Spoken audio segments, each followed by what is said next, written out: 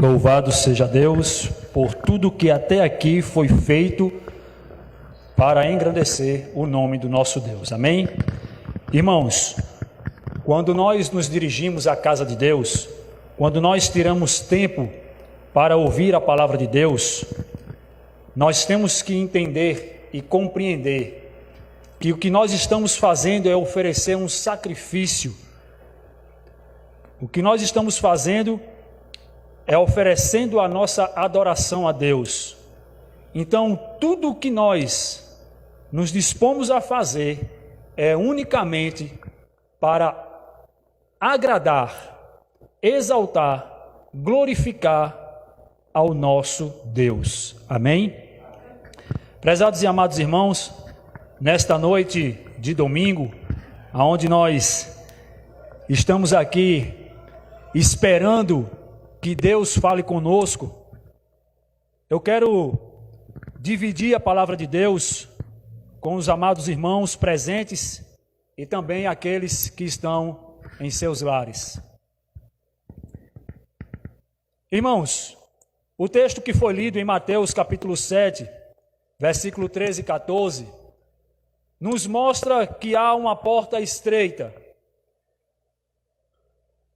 Nos mostra também que há uma porta larga e espaçosa. Mostra que há um caminho de perdição e mostra também que há um caminho apertado que leva para a vida. E o triste detalhe desta passagem é que no final do verso 14, diz a palavra de Deus, escrito por Mateus, capítulo 7, que poucos há que a encontrem.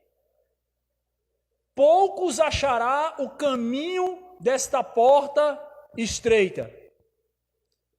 Irmãos, essa é uma passagem bíblica que já foi explanada centenas de milhares de vezes por muitos pregadores. Não é um assunto novo a ser tratado, mas é um assunto que se renova.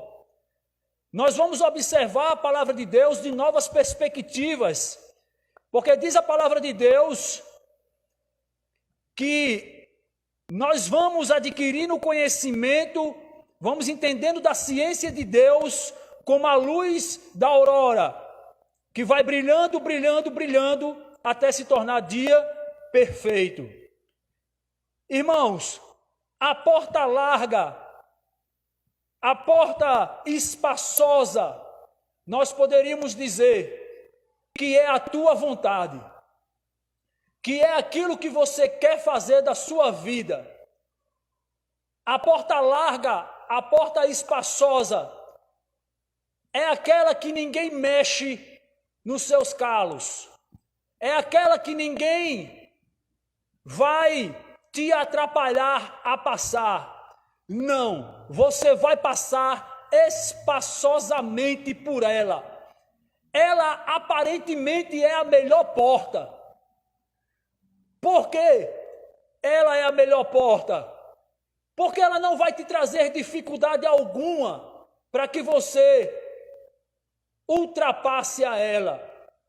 Ela vai apenas estar aberta e você só tem uma coisa a fazer: passar por ela. Não vai ser difícil, não vai ser complicado, não vai ser dolorido em primeira instância. Em primeira instância. Essa é a tua vontade.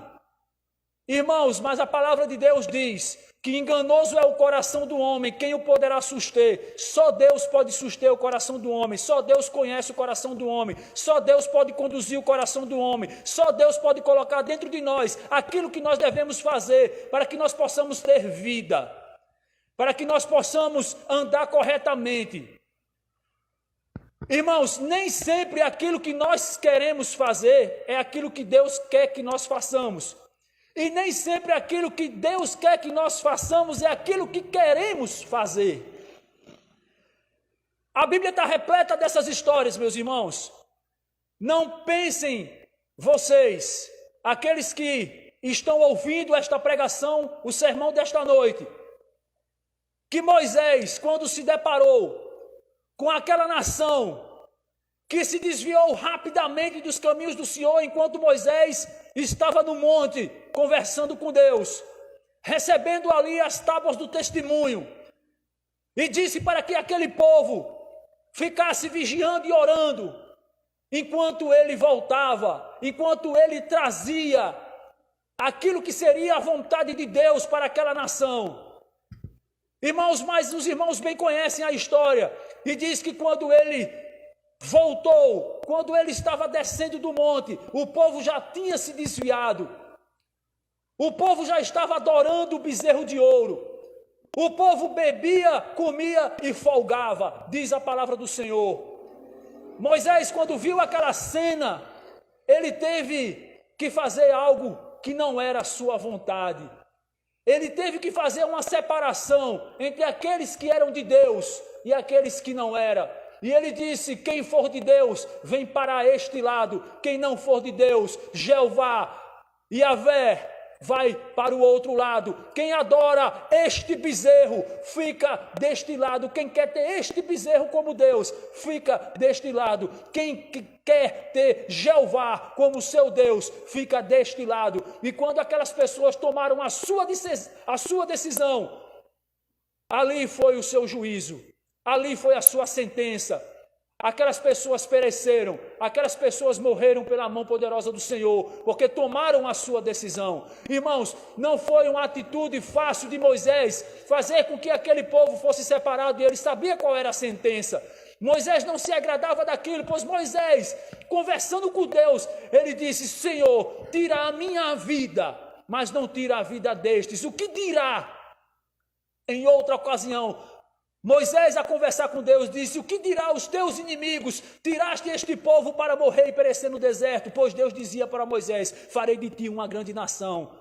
Mas Moisés disse: não, Senhor. Moisés amava aquele povo. Então, muitas vezes, irmãos, nós não fazemos aquilo que queremos fazer por amor de Deus. Não pense vocês, meus amados irmãos, que Abraão amanheceu o dia morrendo de vontade de matar o seu filho. Não pense vocês que Abraão, em uma determinada manhã, acordou e disse: hoje você vai pagar pelas suas teimosias. Vou levar você lá no monte e vou te matar.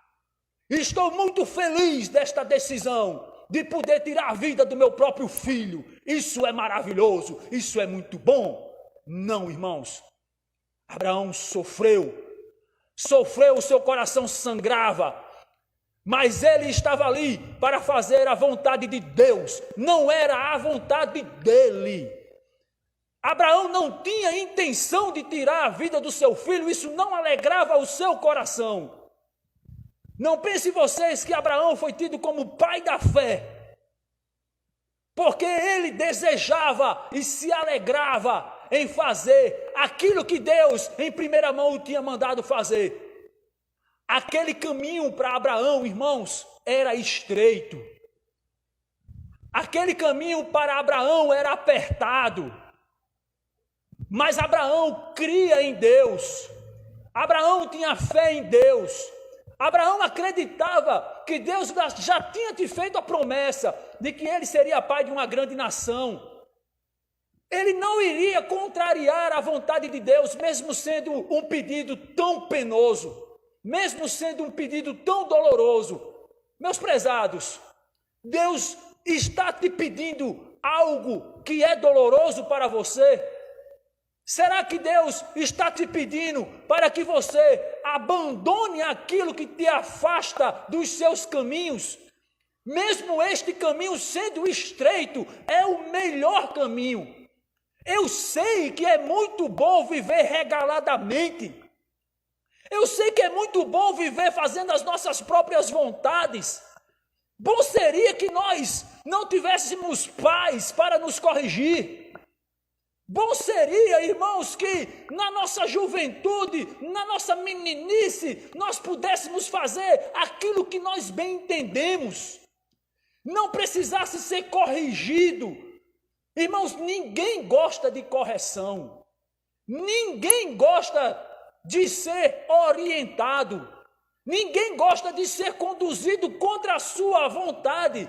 Mas nós temos que entender, meus irmãos, que o apóstolo Paulo já nos falava que aquilo que ele queria fazer, não fazia. Mas aquilo que ele não queria fazer, isto fazia. Não por ele, mas pelo mal. E ele dizia: o bem que quero fazer, este não faço, mas o mal que não quero fazer, este faço, não por mim, mas pelo mal que habita em mim. Então nós temos que entender, irmãos, que existe uma natureza maldosa dentro do nosso coração, que está nos distanciando de Deus, que dia após dia faz com que as nossas más tendências pecaminosas sejam elevadas acima da vontade de Deus. Satanás nos coloca dentro do caminho largo, espaçoso. Irmãos, eu quero meditar na palavra de Deus, no texto de Lucas, capítulo 15.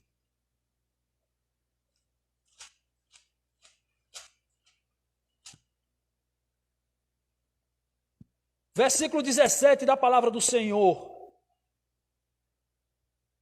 E é um texto muito curto. É um texto que talvez passe desapercebido. Aqui fala do filho pródigo, uma parábola contada por Jesus Cristo. E diz aqui no verso 17: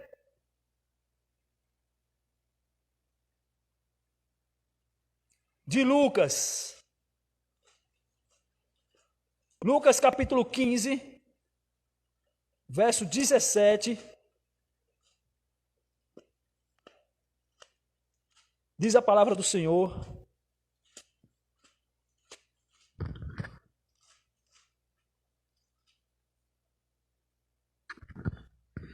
e caindo em si, disse: quantos trabalhadores de meu pai têm abundância de pão, e eu aqui pereço de fome. Irmãos, esta passagem talvez, lida rapidamente, não traga nenhum sentido, não traga nada que possa vir trazer uma edificação espiritual para mim ou para você.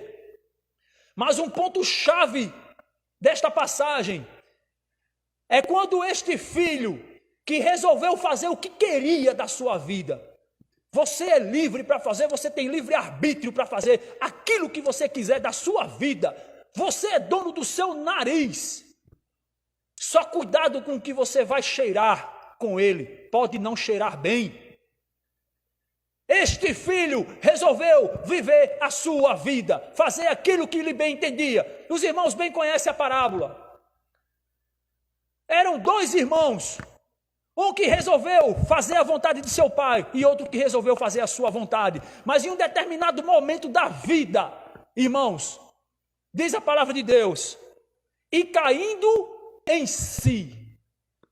É esse ponto que eu quero chegar. Caindo em si, tomando consciência das suas atitudes, tomando consciência dos seus erros, tomando consciência das suas faltas, tomando consciência de uma decisão errada que ele tomou da vida, tomando consciência que ele precisava mudar. Aqui está o ponto. Aqui está o núcleo desta mensagem. Irmãos, enquanto nós não reconhecemos que estamos errados, nós não vamos conseguir fazer uma conversão na nossa vida. Enquanto nós não entendermos que a trajetória que nós estamos seguindo está errada, enquanto você não fazer uma autoavaliação, enquanto você me disser, cair em si, enquanto você não cair em si, você não vai entender o que está acontecendo com você. Este jovem da parábola, ele caiu em si, ele reconheceu a besteira que ele tinha feito na vida. Irmão, se você hoje que me ouve, se você hoje está vivendo uma situação, se você hoje está fazendo uma bobagem da tua vida, que está te distanciando do caminho do Senhor, caia em si enquanto é tempo. Reflita, irmãos, Covarde não é aquele que desiste do caminho, covarde é aquele que, mesmo sabendo que o caminho é errado, continua nele. Seja um homem corajoso, seja um servo do Senhor diligente, ouça o que o Espírito Santo diz à igreja. Aquele que tem ouvidos para ouvir, ouça. Meus amados e prezados irmãos, nós precisamos nos converter dos nossos maus caminhos. Mas se você olha para você mesmo e você não vê que tem nada de errado em você, continue do jeito que você está. Você é livre para tomar suas próprias decisões. Irmãos, mas que a tua vida espiritual esteja alicerçada sobre a rocha, para que quando vier os dias maus, a tua edificação não caia. Mateus capítulo 7.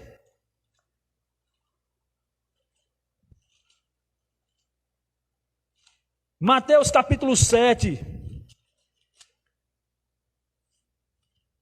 verso 14.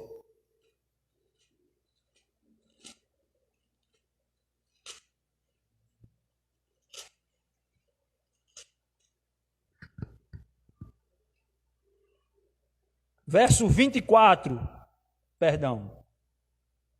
Do 24 ao 27 diz a palavra de Deus: todo aquele, pois, que escuta estas minhas palavras e pratica, assemelhá-lo-ei ao homem prudente, que edificou a sua casa sobre a rocha, e desceu a chuva e corriam os rios, e assopraram os ventos, e combateram aquela casa, e não caiu, porque estava edificada sobre a rocha. E aquele que ouve estas minhas palavras e as não cumpre, compará-lo-ei ao homem insensato, que edificou a sua casa sobre a areia, e desceu a chuva, e correram os rios, e assopraram os ventos, e combateram aquela casa, e caiu, e foi grande a sua queda. Aí está a porta larga, aí está a porta espaçosa. Irmãos, difícil é continuar no caminho. Difícil é continuar no caminho, mas pior é a consequência de não estar nele. Repito, difícil é estar no caminho, mas pior é a consequência de não estar nele. Aonde está edificada a tua fé? Aonde está edificada a tua profissão religiosa? Está edificada sobre um alicerce firme, sobre a rocha que é Jesus Cristo, ou está edificada sobre as tuas vontades, sobre a tua consciência? Se está, irmãos, edificado sobre a tua vontade, a tua fé está edificada na areia. Quando vier o vento, quando passar o rio, quando vier a dificuldade, grande será a queda. Grande será a dor de você se encontrar caindo dos braços do Senhor. Irmãos, Davi dizia que melhor é perecer nos braços de Deus, que é rico em misericórdia, do que na mão do homem. Prezados irmãos, não permitais que tal coisa aconteça contigo. Faça uma conversão na sua vida. Faça como o filho pródigo, que reconheceu os seus erros.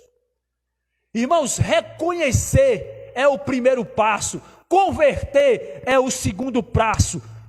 Estar arrependido, com o coração quebrantado, entregando ele a Cristo, humilhado, é o passo mais importante que nós temos que dar em nossas vidas.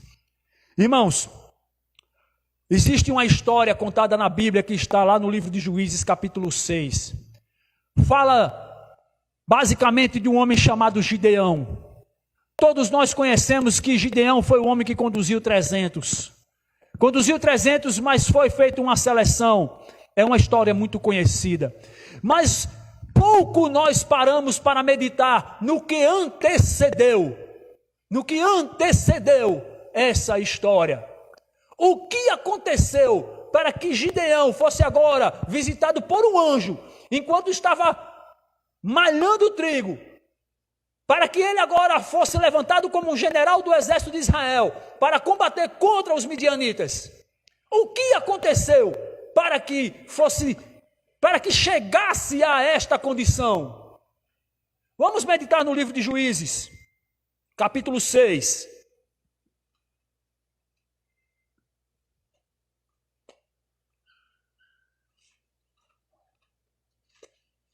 Vamos voltar aqui no Antigo Testamento e vamos ver os relatos bíblicos,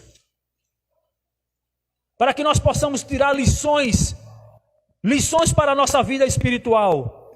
A partir do versículo 1, diz a palavra de Deus: porém os filhos de Israel fizeram o que parecia mal aos olhos do Senhor, e o Senhor o deu na mão dos midianitas por 7 anos. Irmãos, 7 anos passou Israel sofrendo nas mãos dos midianitas. Eu vou fazer um breve resumo dessa passagem. O que acontecia naquela ocasião? Os filhos de Israel, eles plantavam, eles malhavam, mas todo ano eles eram visitados pelos midianitas, eles não conseguiam prosperar. Eles não conseguiam levar a sua vida avante. Eles tiveram que cavar covas e esconder aquilo que eles colhiam, para que não passassem fome, para que seus filhos não perecessem de fome. Irmãos, mas por que 7 anos sofrendo na mão de uma nação estrangeira?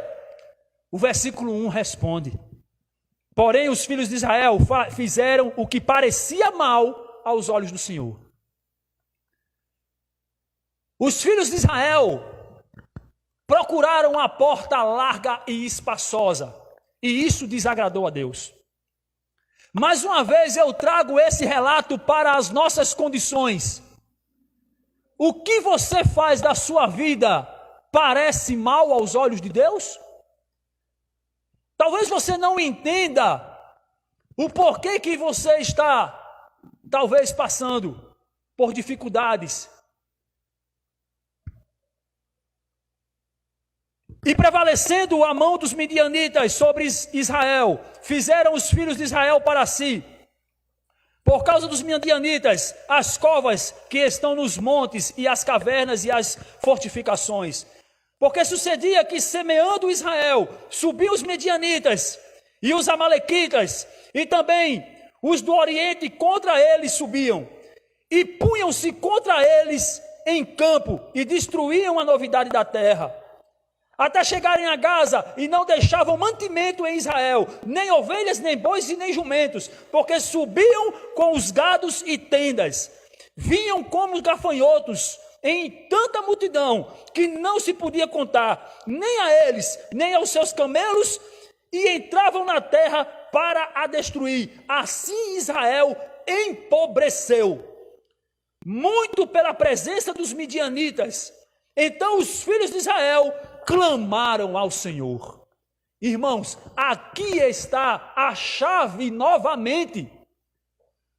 Assim como o filho pródigo caiu em si e reconheceu que necessitava de Deus, que precisava de Deus, assim também os filhos de Israel clamaram ao Senhor, reconheceram a necessidade de Deus. Era este pensamento, irmãos, que eu gostaria de dividir com vocês nesta noite. Sem Deus nada somos, Jesus Cristo diz: sem mim nada podeis fazer. Por que nós queremos caminhar sozinhos? Por que nós estamos largando da mão graciosa e paternal de Jesus Cristo? Por que nós estamos nos distanciando de Deus nestes últimos dias, em que nós deveríamos estar reavivando a nossa fé? Irmãos, a mão poderosa do Senhor pode recair sobre cada um de nós, se nós continuarmos fazendo o que parece mal aos seus olhos. E o que então deveríamos fazer? Cada um de vós, irmãos, tem a tua experiência com Deus. Cada um de vós tem a tua intimidade com Deus. Você sabe o que você tem que fazer. Você sabe o que agrada a Deus. A palavra de Deus diz pela boca de Jesus Cristo, que aquele que me ama guarda os meus mandamentos. Irmãos, amar a Deus é obediência. Amar a Deus é fazer a sua vontade. Amar a Deus é deixar o nosso eu de lado. O nosso eu não serve para nós. Não serve. Por quê? Porque nós temos tendências pecaminosas e maldosas dentro de nós. Nós precisamos ser conduzidos pelo Cordeiro de Deus. Não venhamos andar sozinho, irmãos. Não venhamos andar sozinho. Precisamos estar acompanhados, mas bem acompanhado. Bem acompanhado, irmãos. Porque diz uma máxima popular: me mostra com quem tu andas, que eu te direi quem és. Me mostra com quem tu andas, que eu te direi quem és. Se és sábios, se tu anda com sábios, serás sábios, mas se anda com tolo, serás tolo. Quem é a tua companhia? Com quem você está compartilhando a tua vida? Com quem você está compartilhando o teu ser, a tua alma, esta a quem Cristo morreu por ela? Irmãos, o individualismo não pode ser uma qualidade, porque Deus não é individual, Deus ele é plural. Então nós precisamos uns dos outros, irmãos. A palavra de Deus diz assim: amai-vos uns aos outros como eu vos ameis. Irmãos, se tem algo na tua vida que te distancia de Deus, se tem algo na tua vida que Deus pode olhar para ti e dizer: fizestes o que era mal aos meus olhos.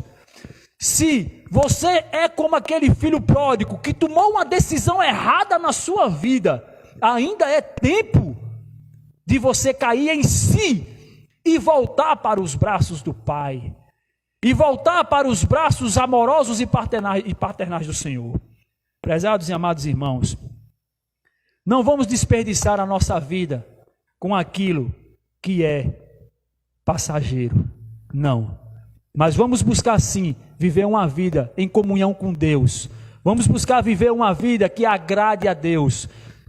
Nesta noite, meus irmãos, eu convido vocês a estarem erguendo a sua mente a Deus, fazendo uma alta reflexão de você mesmo, e que se você está numa condição semelhante à condição do filho pródigo, se você hoje está andando pela porta larga e espaçosa, se você hoje está com a tua fé edificada na areia, repreenda em nome de Jesus Cristo, busque força dentro de vós, saia deste lugar que te afasta de Deus e busque viver uma comunhão com o teu Deus e edifique a tua vida.